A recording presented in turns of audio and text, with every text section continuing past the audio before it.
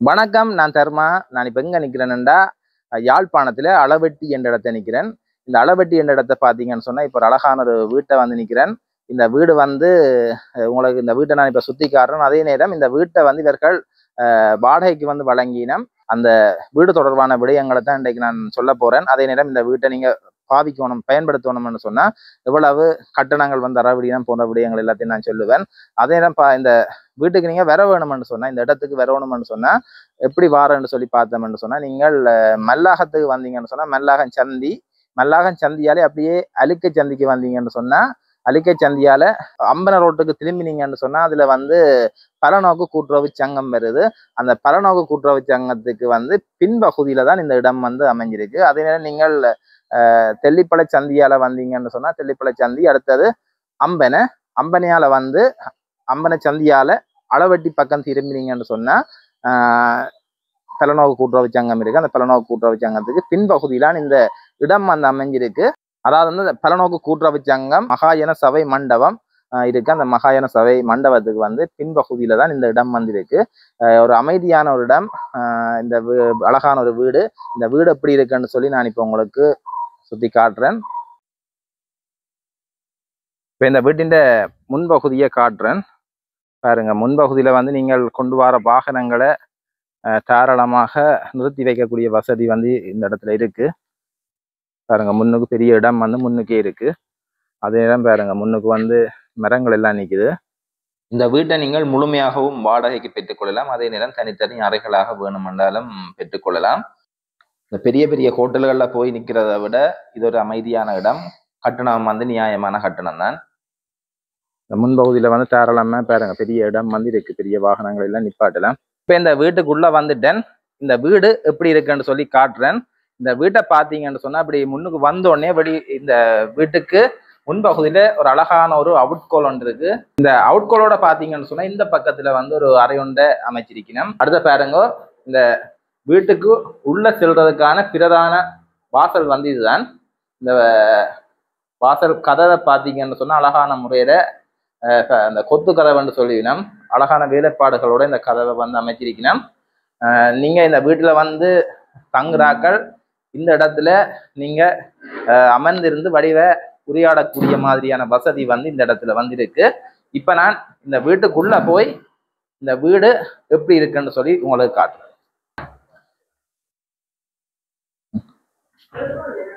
இந்த வீட்டின் கோல் வந்து இதுதான். இந்த கோல் எவ்வளவு அழகா இருக்குன்னு சொல்லி பாருங்க.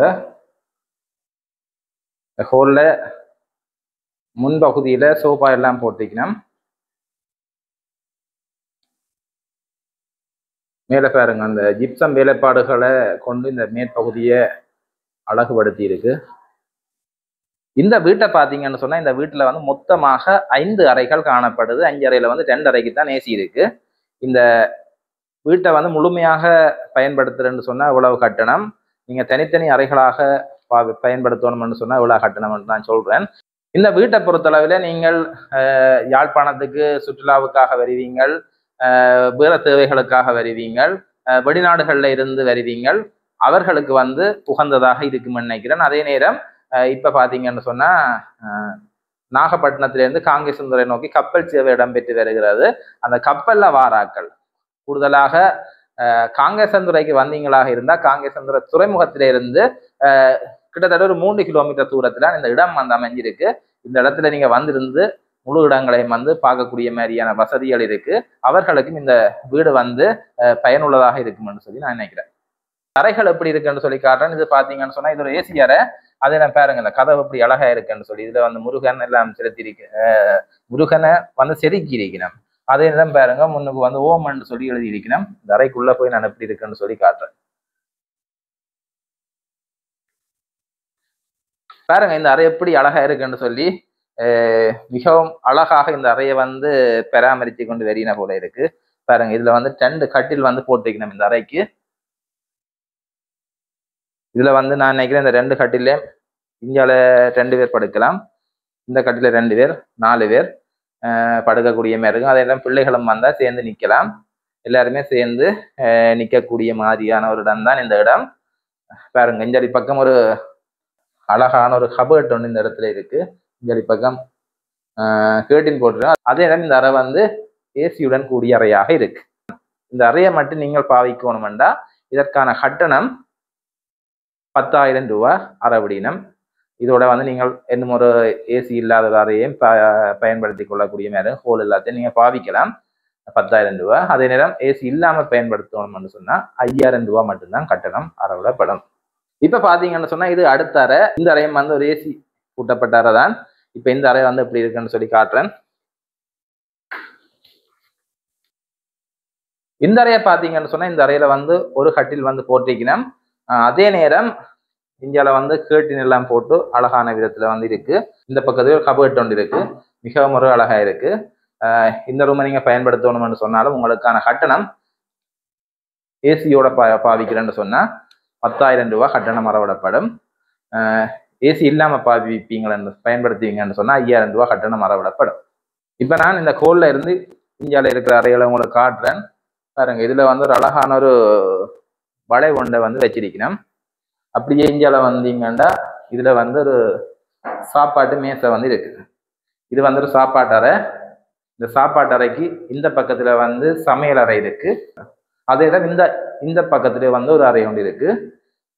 இப்ப நான் இந்த சமையல் அறை உங்களுக்கு எப்படி இருக்குன்னு சொல்லி உங்களுக்கு காட்டுறேன்.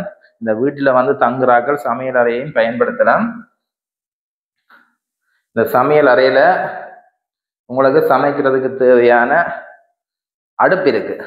இந்த அடுப்பை பார்த்தீங்கன்னு சொன்னா இதுல வந்து இதை கொண்டு வரணும்.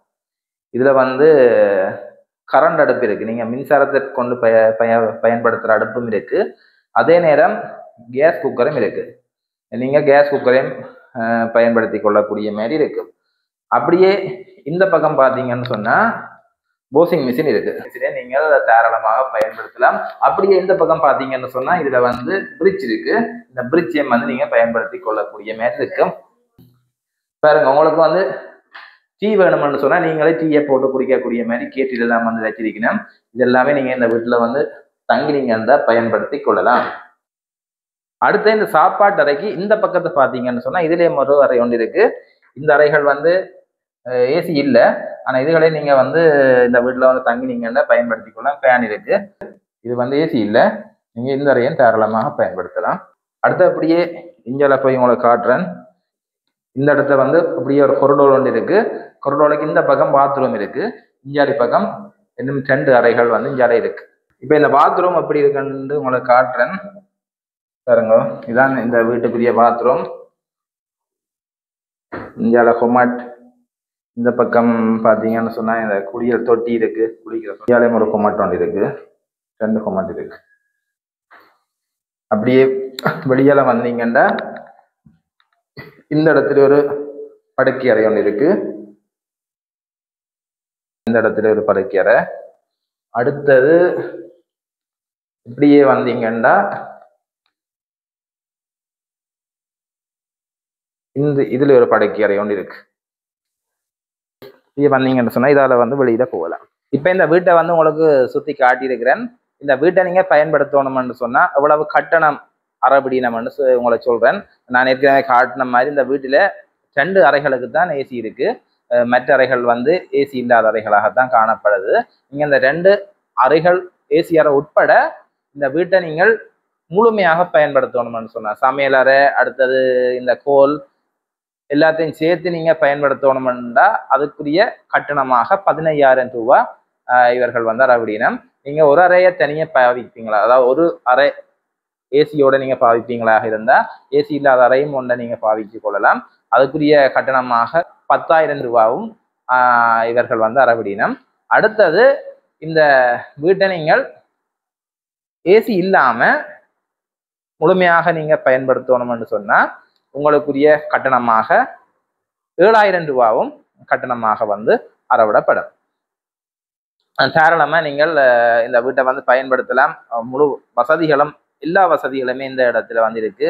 அதே நீங்க வாகனங்களை கொண்டுருவீங்கன்னு சொன்னா அந்த வாகனங்களை நிறுத்தி வைக்கக்கூடிய வசதி எல்லாமே வந்து இருக்கு. ஒரு அழகான இடம், அமைதியான ஒரு இடத்துல வந்து இந்த இடம் அமைஞ்சிருக்கு. நீங்க வந்தீங்கன்னா உங்களுக்கு விரும்பினா இந்த வீட்டை வந்து நீங்கள் பயன்படுத்தி கொள்ளுங்க. இந்த வீட்டை நீங்க பெற்றுக்கொள்ளணும்னு சொன்னா அதற்குரிய தொடர் விளக்கத்தை நான் தாரேன். இந்த தொடர் விளக்கத்துக்கு நீங்கள் தொடர்பு கொண்டு இந்த வீட்டை பெற்றுக்கொள்ளக்கூடிய மாதிரி இருக்கும். இதோட இந்த காணொலியை நிறைவு செய்து கொள்கிறேன். தொடர்ந்து முனைந்திருங்கள். நன்றி, வணக்கம்.